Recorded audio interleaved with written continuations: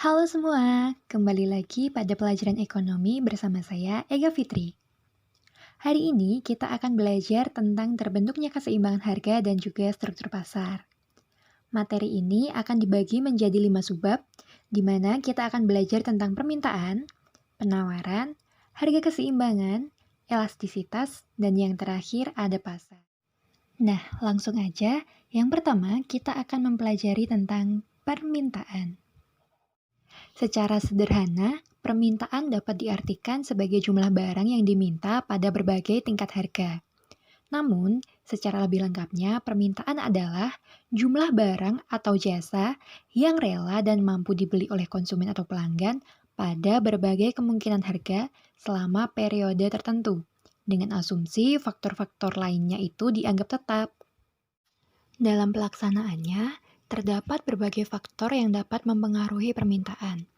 Di antaranya ada harga barang itu sendiri, perubahan pendapatan, jumlah penduduk, model atau tren yang sedang terjadi, harapan di masa depan, barang substitusi atau komplementer, perubahan intensitas keinginan, dan yang terakhir ada selera konsumen.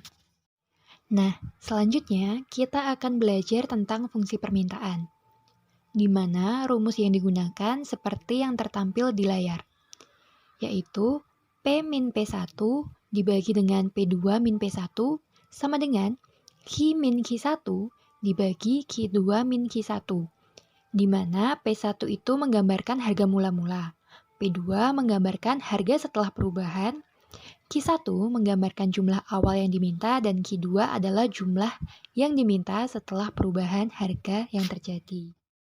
Berikutnya, kita akan belajar tentang kurva permintaan. Kurva permintaan sendiri adalah garis yang menghubungkan berbagai jumlah barang yang diminta pada berbagai tingkat harga tertentu. Seperti yang kalian lihat pada layar, sumbu vertikal menggambarkan price atau harga, sementara sumbu horizontal menggambarkan quantity atau kuantitas. Untuk garis permintaan sendiri terbentang dari kiri atas sampai ke kanan bawah.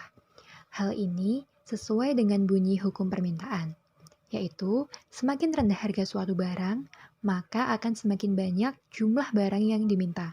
Sebaliknya, semakin tinggi harga suatu barang, maka jumlah barang yang diminta tersebut akan semakin sedikit atau berkurang nilainya. Submateri kedua, penawaran. Sebelumnya, kita sudah mempelajari tentang permintaan. Jika dalam konsep permintaan kita melihat dari sudut pandang konsumen, maka dalam penawaran ini kita melihat dari sudut pandang produsen atau penjualnya. Di dalam ilmu ekonomi, penawaran diartikan sebagai kesediaan penjual untuk menjual atau menyerahkan berbagai jumlah barang pada berbagai tingkat harga dalam waktu tertentu dan keadaan tertentu. Nah, dalam pelaksanaannya, tentunya terdapat berbagai faktor yang bisa mempengaruhi penawaran yang terjadi di pasar. Faktor-faktor yang mempengaruhi penawaran antara lain adalah biaya produksi, kemajuan teknologi, harga barang itu sendiri, harapan di masa depan, dan yang terakhir adalah laba yang diinginkan. Selanjutnya adalah fungsi penawaran. Rumus yang digunakan dalam fungsi penawaran di sini sama dengan rumus yang digunakan dalam fungsi permintaan. Jadi, bisa kita lanjutkan ke materi yang berikutnya, yaitu kurva penawaran. Kurva penawaran sendiri merupakan garis yang menghubungkan berbagai jumlah barang yang ditawarkan pada berbagai tingkat harga. Nah, seperti yang kalian lihat pada layar, kurva penawaran terbentang dari kiri bawah ke kanan atas. Hal ini sesuai dengan bunyi hukum penawaran, yaitu semakin tinggi tingkat harga suatu barang, maka jumlah barang yang ditawarkan akan bertambah.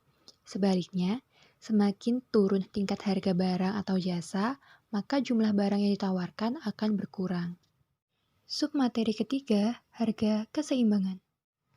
Seperti yang kita ketahui, di pasar sering terjadi proses tawar-menawar. Hal ini bisa menyebabkan timbulnya harga kesepakatan yang disebut dengan harga keseimbangan atau harga pasar. Harga keseimbangan atau harga pasar adalah harga yang terjadi apabila jumlah barang yang diminta sama dengan jumlah barang yang ditawarkan. Harga keseimbangan ini sebenarnya relatif stabil selama kurva permintaan dan kurva penawaran itu tetap. Tetapi dalam proses pelaksanaannya tentunya terdapat berbagai faktor yang bisa mempengaruhi kurva permintaan dan kurva penawaran, seperti harga barang lain, tingkat pendapatan, selera masyarakat, tingkat teknologi, biaya produksi, dan faktor lainnya.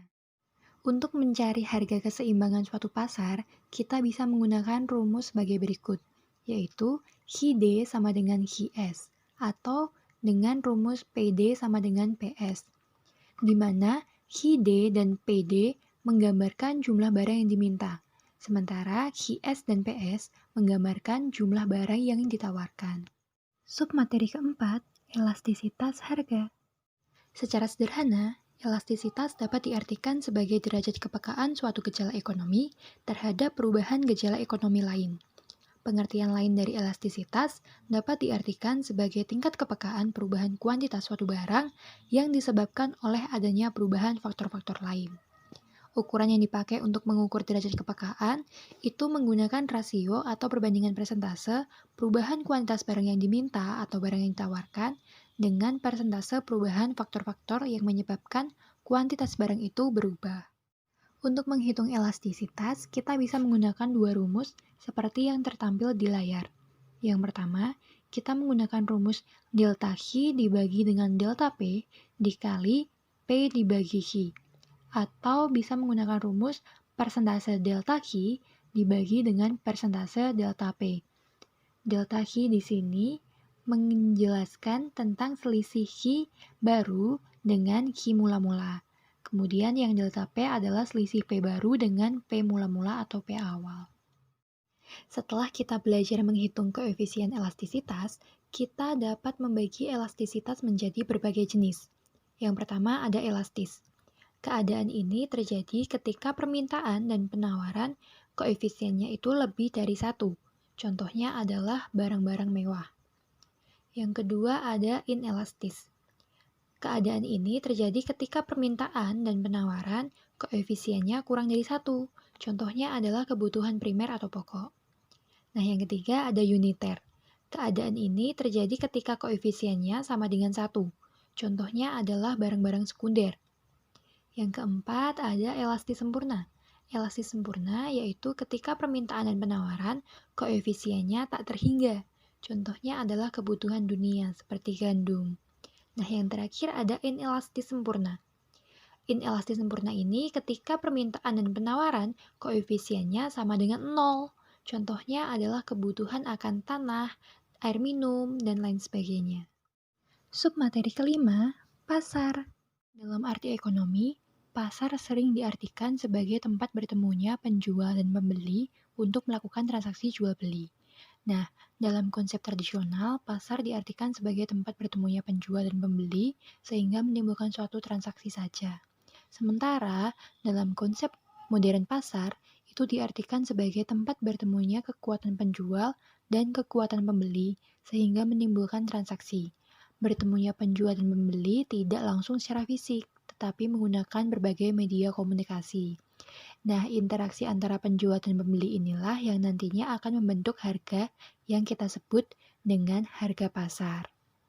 Secara umum, pasar sendiri mempunyai 3 fungsi utama, yaitu sebagai tempat pembentukan harga, kemudian sebagai sarana distribusi, dan sebagai tempat sarana promosi.